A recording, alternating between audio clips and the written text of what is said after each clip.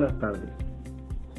Hoy le informaremos sobre el oficio de preguntar. Soy el profesor Roberto, llevo 30 años frente a un aula y una de las cosas que he aprendido es que ninguna respuesta es tan valiosa como una buena pregunta. Hoy, junto a mi compañera Modesta Antonia, vamos a formular algunas. Así es. Bienvenido a este episodio de Pedagogía en Diálogo. No buscamos dar recetas, buscamos entender por qué la escuela es un invento tan noble en su promesa. Se ha convertido en muchas ocasiones en un dispositivo de reproducción más que de liberación. Para ello, hemos realizado esta conversación en 4 movimientos. Primero, los orígenes de nuestros sistemas educativos iberoamericanos. Segundo, el caso colombiano. Tercero, el surgimiento de las pedagogías críticas en Europa. Y finalmente, una mirada a las dinámicas actuales que pueden ser interpeladas desde esa tradición. Acompáñenos con atención. No es un debate, sino una reflexión compartida. A continuación, hablaremos del primer movimiento, observar y las huellas del orden. Comencemos con Gabriela Ossenbach, año 2004, en sus bases para el avance de la historia comparada desde la educación en Iberoamérica. La autora propone una tesis que conviene subrayar. Los sistemas educativos de la región se constituyeron en el siglo XIX bajo el signo de la disciplina y la homogeneización, no de la emancipación. Y eso es crucial porque a menudo idealizamos el pasado escolar como una edad dorada. Ossenbach demuestra, mediante cotejo de fuentes de distintos países, que los currículos eran trasplantados de Europa sin ninguna adaptación a las realidades locales. El modelo francés de escuela centralizada, el normalismo de origen alemán, todo se importaba. ¿Qué función cumplía esa escuela? Formar ciudadanos leales a las nuevas repúblicas, pero también trabajadores dóciles para una economía agraria y más tarde incipiente industrial. La escuela tradicional no nació del azar, nació de una necesidad política. Conviene destacar un dato que Ossenbach trae a colación. En la mayoría de los países iberoamericanos, la escolarización masiva no llegó hasta el bien entrando en el siglo XX y siempre acompañada de exclusiones sistemáticas indígenas, afrodescendientes, mujeres de sectores populares. Esas exclusiones mutuales persisten hoy bajo formas más sutiles, pruebas centralizadas que penalizaban contextos currículos monoculturales.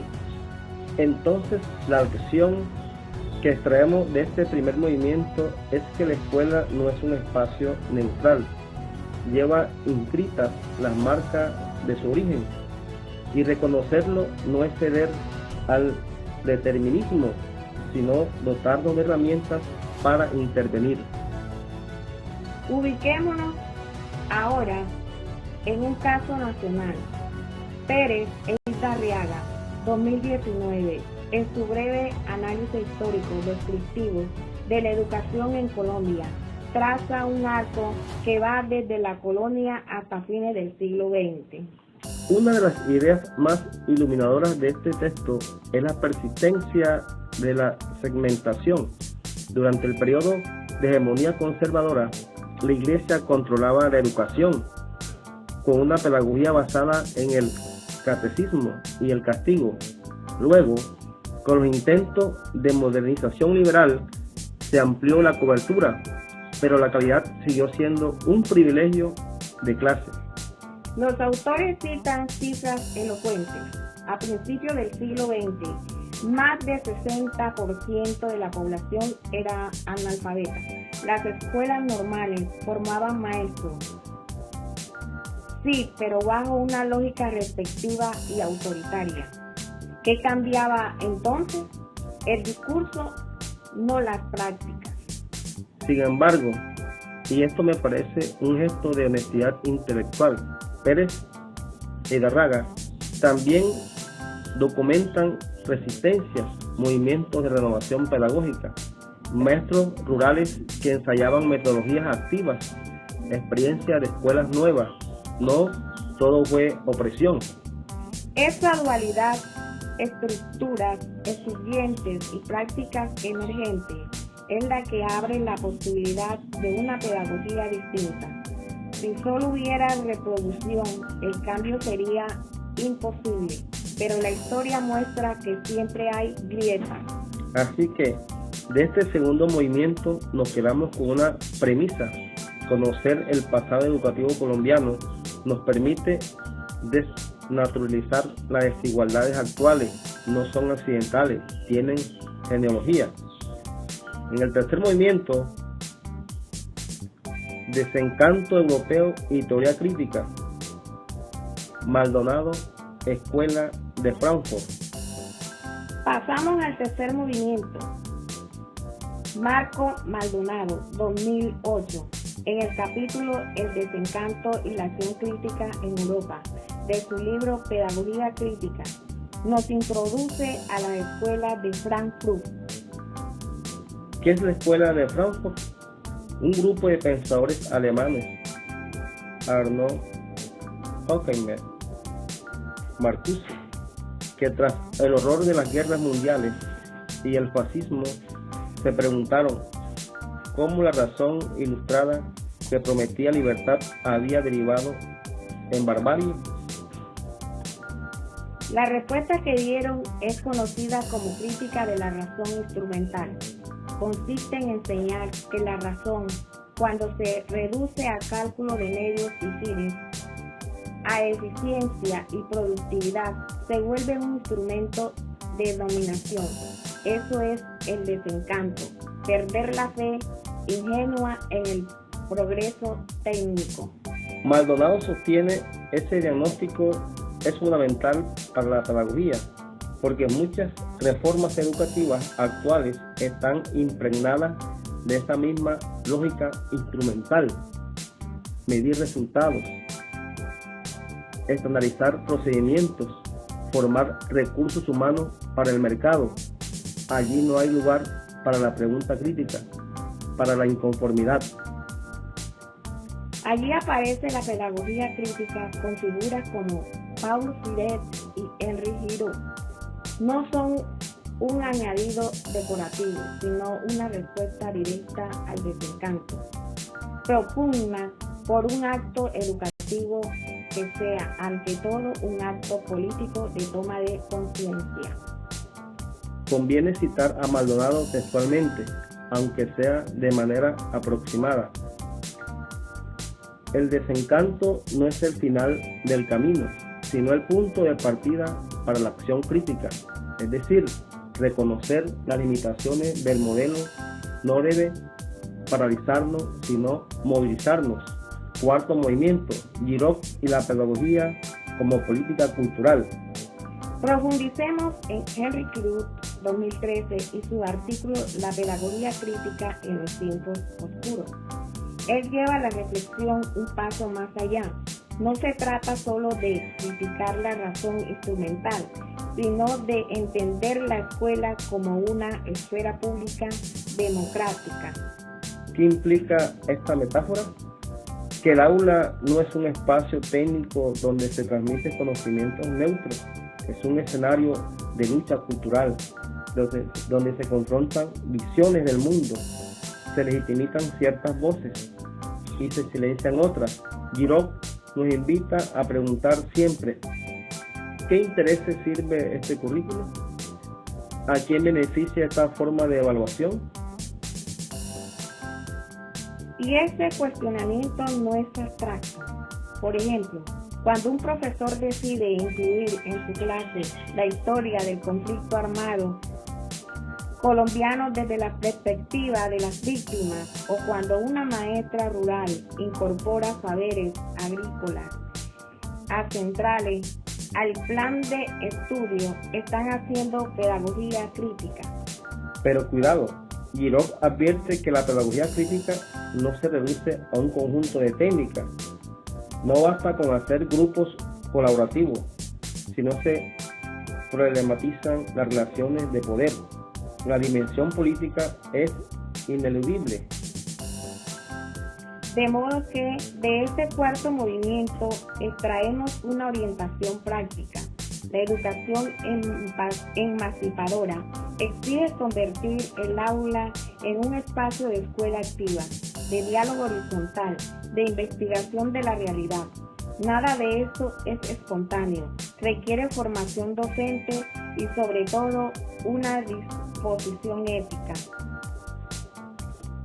Aplicación a dinámicas actuales, sin prisa pero sin pausa.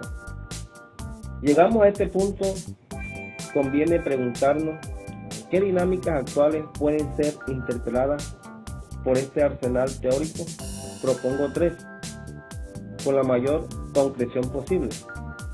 La primera, la evaluación estandarizada. Pruebas como PISA, Saber o las pruebas de estado miden un perfil muy estrecho de competencia, ignorando saberes locales, creatividad, pensamiento crítico.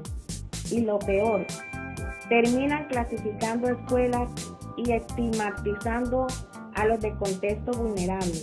La pedagogía crítica nos diría, evaluar no es medir, es comprender procesos. La segunda, el currículo homogéneo. Aún hoy, en muchas instituciones, los contenidos son únicos para todos, reconociendo la diversidad étnica, cultural y territorial del país. Esta es una herencia directa del modelo decimonónico que Ossenbach describió. La tercera, la formación docente. La mayoría de los programas de formación continua se centran en competencias técnicas, uso de TIC, manejo de aula, diseño de rúbrica. Rara vez abordan la reflexión crítica sobre el propio lugar del maestro en la reproducción o transformación de desigualdades. No estamos diciendo que estas dinámicas sean imposibles de cambiar. Al contrario, existen experiencias concretas en zonas rurales de Nariño, en escuelas populares de Bogotá, en movimientos de maestros e investigadores, donde se ensayan otras formas. La labor nuestra es visibilizarla y fortalecerla. La educación como pregunta. Hemos recorrido un camino que empezó en el siglo XIX, pasó por la Colombia de la primera mitad del siglo XX, viajó a Europa de posguerra y regresó a nuestras aulas del presente. No pretendemos haber agotado el tema, solo hemos querido mostrar que la educación no es un destino fijo, sino una construcción histórica contingente, disputada y que por lo mismo puede ser transformada. El profesor Roberto y yo les dejamos no una conclusión cerrada, sino 3 preguntas abiertas. Primera, ¿qué herencia de las escuelas tradicionales siguen operando en su práctica o en su experiencia como estudiante? Segunda, ¿dónde ha visto usted grietas, resistencias, pequeños gestos de emancipación? Tercera, ¿qué estás dispuesto o dispuesta a hacer para estrechar esas grietas? Les invitamos a leer o releer los textos que hemos mencionado. Ossenbach, año 2004. Pérez Eydarraga, año 2019. Maldonado, año 2008. Girov, 2013. La bibliografía complementaria también ofrece rutas fascinantes como los trabajos sobre las escuelas de Frankfurt, de Valseca, Logroño y Triviño, año 2017, o el artículo de Vinimelis, año 2010, sobre sociedad del conocimiento y emancipación. Esto ha sido Pedagogía en Diálogo.